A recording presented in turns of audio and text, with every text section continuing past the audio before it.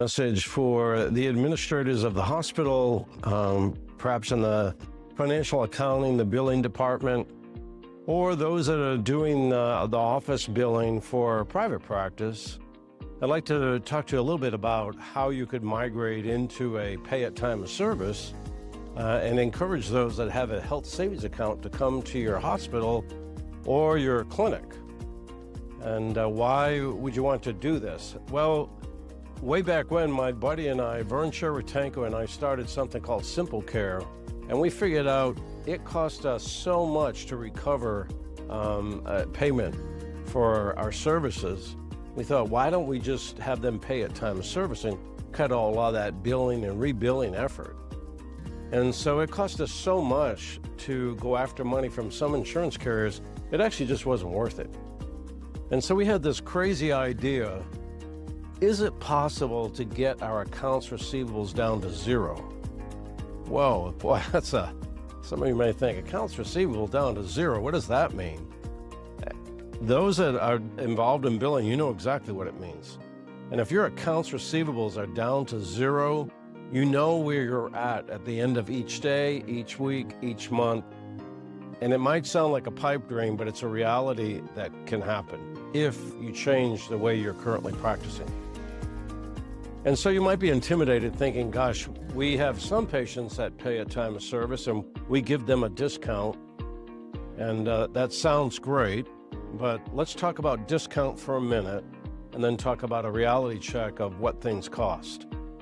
So if you give a discount and somebody comes in and they say, well, we give a 50% discount, that sounds really good. In fact, an 80% discount, whoa, that sounds even better. And is an 80% discount better than a 50% discount? Well, you have to ask, discounting what? So if you're doing a 50% discount of a $400 visit, that's $200. If you're doing an 80% discount of $1,000, well, that's $200. So what is the benefit of a discount unless you know what the real costs are?